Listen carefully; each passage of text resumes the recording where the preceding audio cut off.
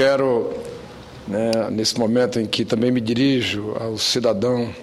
e às cidadãos de todo o Ceará, de todo o Brasil, que acompanham nossos trabalhos desta casa pelo sistema de comunicação do Senado Federal, dizer que, em recente reunião com a bancada do Nordeste,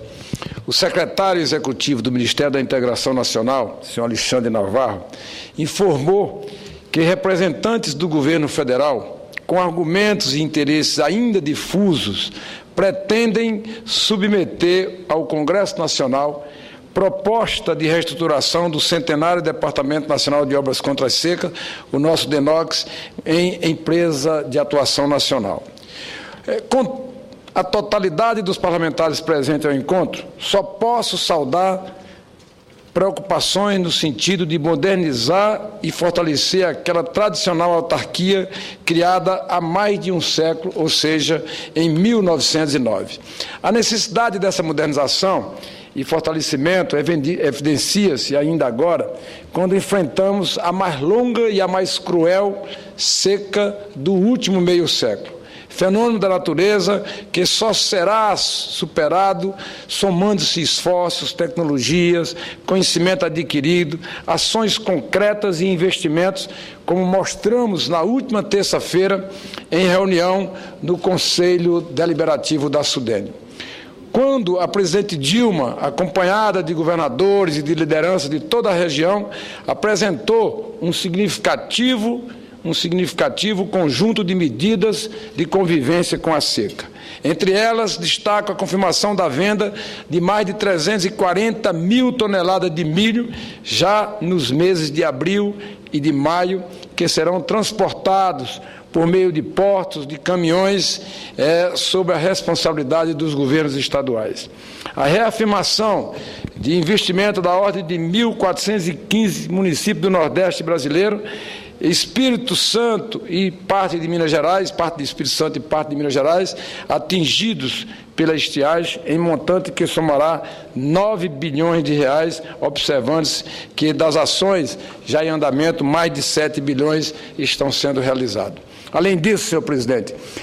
a presidente Dilma prometeu que o governo federal tomará medidas para simplificar processos e agilizar licenças ambientais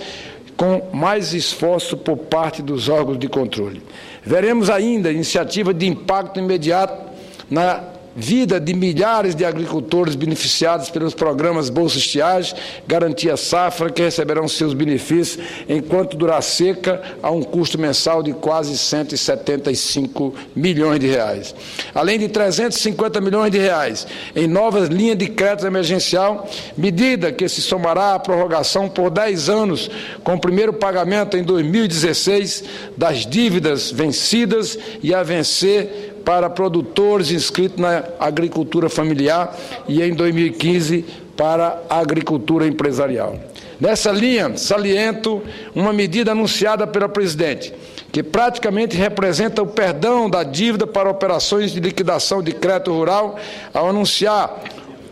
um desconto de até 85% para a agricultura familiar das dívidas existentes até 15 mil e até 35 mil reais.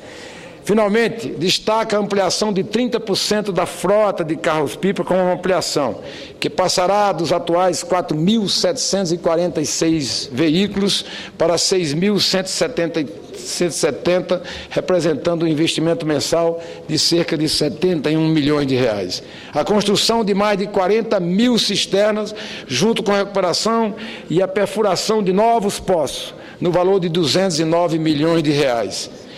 Senhor presidente, senhoras e senhores senadores, o DENOX, portanto, precisa, sim, ampliar o seu quadro técnico e operacional, especialmente a equipe de engenheiros, cuja carência, tanto no setor privado quanto no setor público no nosso país, se ressentem. Sempre faço questão de defender, desde quando iniciei minha vida parlamentar como deputado federal, que a história do DENOX, ou seja, a sua missão, se confunde com a história da ocupação social e econômica do semiárido do Nordeste brasileiro. Pois uma autarquia que, ao longo desse século, armazenou inigualável acervo técnico, legado por gerações de competentes e abnegados engenheiros, cientistas e pesquisadores da envergadura de um Arrojado Lisboa, de um Guimarães Duque e de um Francisco Aguiar, sob a liderança desses valentes profissionais, um contingente de dedicados trabalhadores anônimos transformou terras estéreis, rochas em barragens que armazenam água, mitigam a sede de homens, mulheres e crianças, dos animais e das plantações, pintando de verde as manchas cinzentas da caatinga implacável e adusta. Por isso, não deixo de salientar também que os impasses e as limitações enfrentadas pelo DENOX em vários momentos refletem, acima de tudo, a descontinuidade e a falta de prioridade que, infelizmente, por longo tempo, marcaram a atuação de numerosos governos diante do desafio da prevenção e da convivência com as secas. Refletem também antigas distorções da estrutura fundiária brasileira desde os tempos coloniais. É possível afirmar que as raízes do subdesenvolvimento nordestino foram condicionadas, pelo menos, não apenas pelo fenômeno natural e cíclico da estiagem, do que um persistente regime semifeudal. Com lentos e progressos na ampliação das áreas irrigadas, denominadas pelos canais de elevação, beneficiando ainda um restrito número de proprietários de terra. Até pouco mais de 40 anos atrás, verificava-se esporádicos esforços sustentados no sentido da reorganização fundiária das terras denominadas pelos grandes açudes e canais de irrigação, na alfabetização e na capacitação do campesinato, do financiamento da mecanização das lavouras, na edificação de estruturas de armazenamento e da industrialização dos frutos da terra. Neste sentido, senhor presidente, lembro que já no distante ano de 56, os bispos nordestinos reunidos em Natal, do Rio Grande do Norte, denunciaram em um documento hoje histórico que as secas na região constituíam um crime contínuo de imprevidência. Segundo eles, mais grave que as secas era o tratamento dado pelas autoridades, aguardando passivamente as consequências das estiagens para lançar mão de medidas paliativas de emergência. Apesar de todas essas dificuldades, é necessário que façamos justiça a muitos e grandes realizadores desta ilha que podemos chamar de DENOX, tais como os grandes açudes, o açude de Oroz, do Castanhão, do Banabuiú, de Araras, da construção de rodovias e do início da construção da barragem de Boa Esperança, entre outras centenas de obras. Hoje, o povo nordestino, em particular os milhões de sofridos e corajosas famílias sertanejas, assim como os seus representantes eleitos, saúdam as iniciativas federais destinadas a fortalecer o DENOX. Todavia, senhor presidente, eu e acredito que todos os companheiros que representam o Ceará neste Congresso Nacional repudiamos terminantemente toda e qualquer sugestão no sentido de transferir a sede do DENOX de Fortaleza, onde se encontra desde 1963, para a capital federal. É uma medida que despojaria todo o Nordeste, e não só o meu Ceará, da proximidade de um importante órgão de articulação de ações em favor do semiárido, transformando-o em uma distante e insensível estrutura burocrática. Comparativamente, senhor presidente, só mais um minuto para concluir.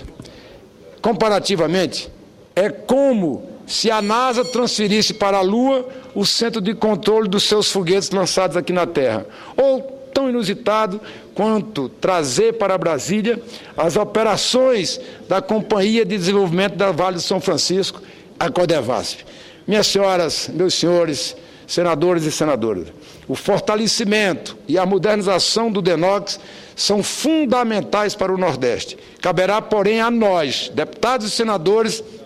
avaliar, debater, incluindo a participação dos seus funcionários e colaboradores, o que eventualmente seja proposto. O que não faz sentido algum é cortar suas raízes com a região que ele foi criado para amparar e desenvolver. Não é tempo de medidas que venham esvaziar um trabalho fundamental para a região do Nordeste brasileiro ou inchar ainda mais a máquina pública existente nessa burocracia. Brasília, da capital federal. Por isso, senhor presidente, a transferência do DENOX é algo que nós, nordestinos, é algo que nós, cearenses, repudiamos, porque ela em nada beneficiará. Pelo contrário, trará para a burocracia brasileira um aumento ainda mais perverso com o povo nordestino. Portanto, nós que já sofremos tanto com essa burocracia, nós que já sofremos tanto com as